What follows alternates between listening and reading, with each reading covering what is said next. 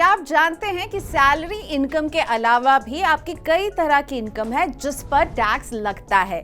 इन्हें या तो आप भूल जाते हैं या फिर आपको ये लगता है कि इन पर टैक्स नहीं देना होता, इसलिए इसे कहीं बताने की जरूरत नहीं है।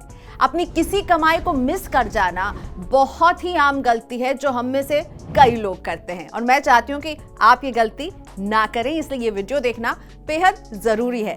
सैलरी के अलावा आप जो पैसे आपकी जेब तक आए या फिर आपके अकाउंट में आए उन्हें भूलिएगा नहीं, जैसे कि बैंक अकाउंट का ब्याज, फिक्स्ड डिपॉजिट का ब्याज या फिर कैपिटल गेन्स। मैं हूं प्रियंका संभव और आज मैं आपको बताऊंगी कि रिटर्न भरने की तैयारी में है तो अपनी कमाई को लेकर ये चूक ना करें। 6 इनकम जिसे आप भूल जाते हैं या जानते ही नहीं है कि इस पर टैक्स देना है। आप देख रहे हैं मनी 9 और इस तरह के वीडियोस अगर आपको अच्छे लगते हैं तो मनी 9 के यूट्यूब चैनल को सब्सक्राइब कर दीजिए और आप भी जानते हैं क्या करना है, बेल आइकॉन को क्लिक करना है ताकि इस तरह के वीडियोस मिस ना हो। और हाँ, कमेंट सेक्शन में हमें लिखकर बताइए आपको इस तरह के वीडियोस कैसे लगते हैं, इसके बारे में आप और क्या जानना चाहते हैं। तो सबसे पहली इनकम वो है सेविंग्स बैंक अकाउंट पर मिलने वाला इंटरेस्ट। ध्यान रखिए, सेविंग्स बैंक अकाउंट के ब्याज इनकम को आपको अपने इनकम टैक्स रिटर्न में डालना मस्ट होता है।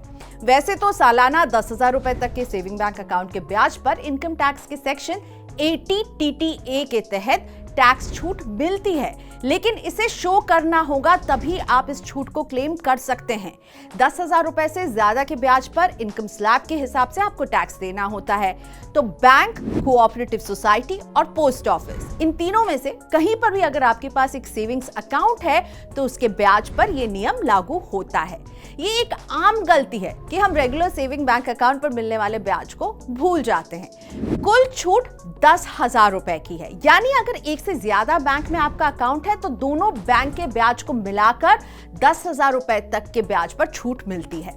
तो ऐसे समझिए कि एक बैंक से अगर मान लीजिए उसके सेविंग बैंक अकाउंट से आपको ब्याज मिल रहा है 4,000 रुपए और आपके पास एक और बैंक अकाउंट है जिसमें आपको ब्याज मिल रहा है 8,000, तो आप दोनों को ऐड कीजिए, 8,000 प्लस 4,000 कुल 12,000 हो गए। तो इसमें से 10,000 पर आपको कोई टैक्स नहीं देना, ये आपको डिडक्शन मिलेगा।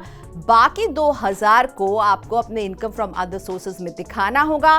भले ही 10,000 तक के ब्याज पर कोई टैक्स नहीं है, लेकिन इस डिडक्शन को पाने के लिए आपको इनकम टैक्स रिटर्न में दिखाना होगा। तो आप पहले से अपनी इनकम में दिखाएंगे और फिर डिडक्शन में से आप इस अमाउंट को माइनस कर देंगे, यानी 10,000 को माइनस कर लेंगे और तभी आपको छूट मिलेगी। इसी का एक्सटेंशन है सेक्शन 80 TTB, जिसमें वो लोग जिनकी उम्र 60 साल से ज्यादा है यानी सीनियर सिटीजन है, उनके लिए ये लिमिट होती है जो कि ज्यादा है। 50,000 तक की लिमिट है सीनियर सिटीजन्स के लिए, यानी 50,000 तक के ब्याज इनकम पर उन्हें छूट मिलती है। और इस ब्याज में केवल सेविंग बैंक अकाउंट का ही ब्याज शामिल नहीं है, fixed deposit, time deposit, post office scheme, cooperative bank के डिपॉजिट, इन सब के ब्याज को ऐड करके सीनियर सिटीजन के लिए ये लिमिट रखी गई है 50,000 रुपए। दूसरी इनकम है बैंक फिक्स्ड डिपॉजिट का ब्याज। इस ब्याज पर आपका बैंक भी TDS काटेगा और आपको अपने रिटर्न में भी इस इनकम को डिस्क्लोज करना है।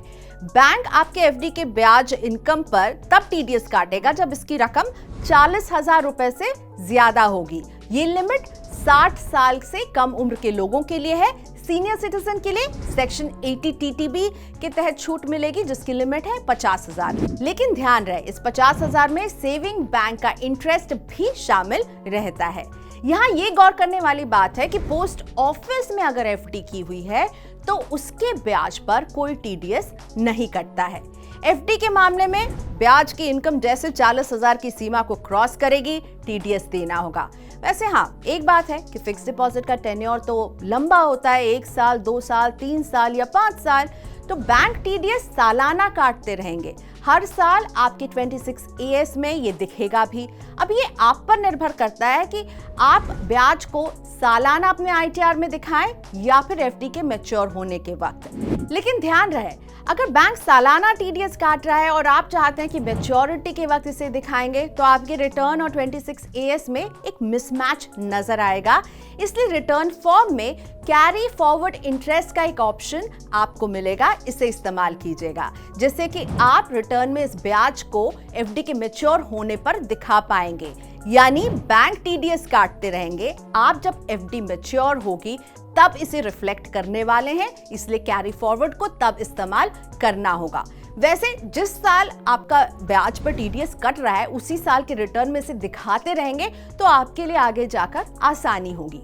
अगर आप चाहते हैं कि बैंक एफडी पर टीडीएस ना काटे क्योंकि आपकी जो पूरी कमाई है वो टैक्सेबल दायरे में नहीं आती है, तो सीनियर सिटीजन है तो आपको बैंक को फॉर्म 15H भरकर देना होगा, और वही लोग जो सीनियर सिटीजन नहीं है उन्हें बैंक को 15G फॉर्म देना होगा और बताना होगा, ये एक तरह से घोषणा होगी कि आपकी जो सालाना आय है वो एक वित्त वर्ष में तय मिनिमम एग्जेम्प्ट आय से ज्यादा नहीं है।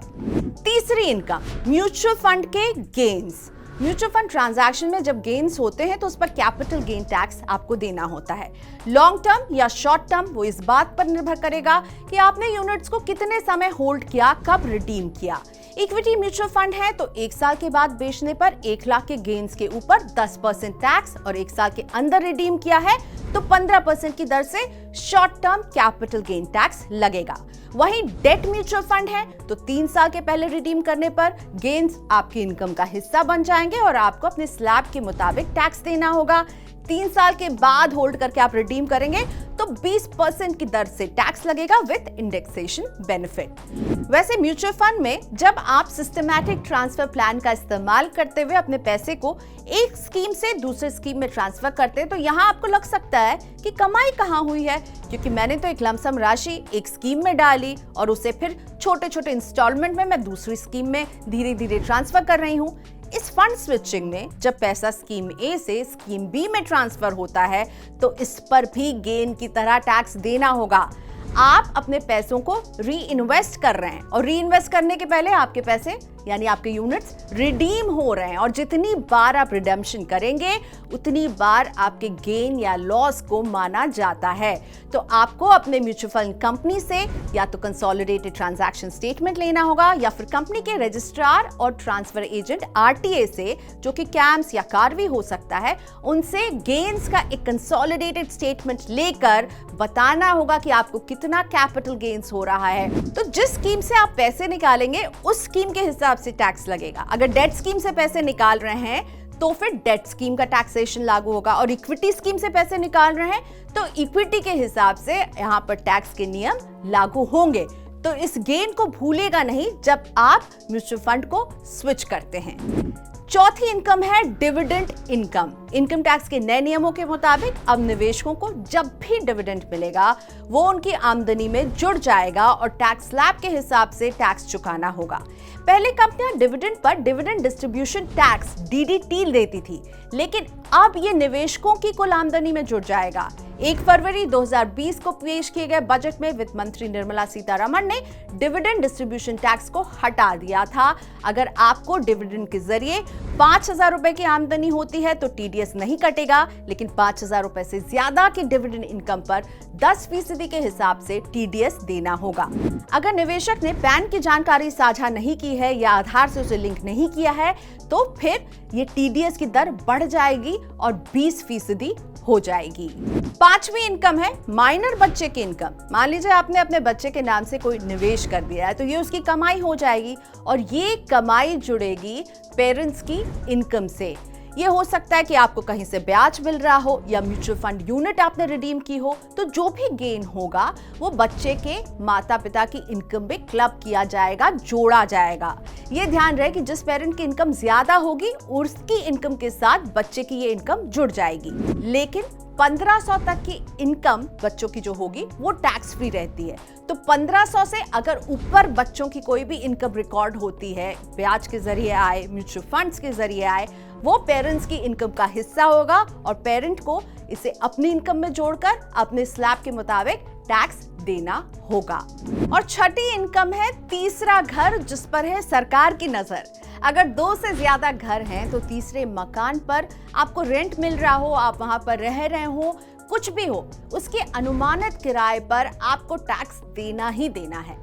टैक्स पेयर को 2 सेल्फ ऑक्यूपाइड घरों पर कोई इनकम टैक्स नहीं देना होता है, लेकिन 2 से जैसे 3 हुए, कहने को तो आप 2 क्या 4 घर भी रख सकते हैं, लेकिन 2 घर तक कोई टैक्स नहीं लगता है और 2 घर से ऊपर आप जैसे जाएंगे यानी तीसरा घर डीम्ड लेट आउट प्रॉपर्टी कहलाएगा और उसी के हिसाब से टैक्स की देनदारी बनेगी। 2019 के बजट से पहले सिर्फ एक ही मकान के बाद दूसरे को ही डीम्ड लेट आउट प्रॉपर्टी माना जाता था, लेकिन अब यह दर्जा तीसरे मकान को दे दिया गया है। तो अगर आप 3 घर के मालिक हैं तो तीसरे घर पर आपको मार्केट रेंट के हिसाब से रेंट का हिसाब करना होगा और उसे आप दिखाएंगे कि ये आपकी कमाई हो रही है, यानी आपकी इनकम बढ़ जाएगी अगर आपके पास 3 घर हैं और आपको अपने स्लैब के हिसाब से उस पर टैक्स देना होगा।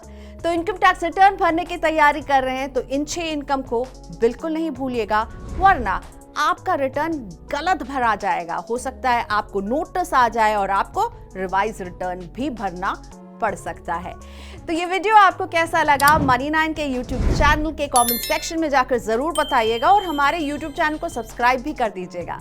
बेल आइकॉन को दबाना भी ना भूलें ताकि इस तरह के वीडियोस आपसे कभी मिस ना हो।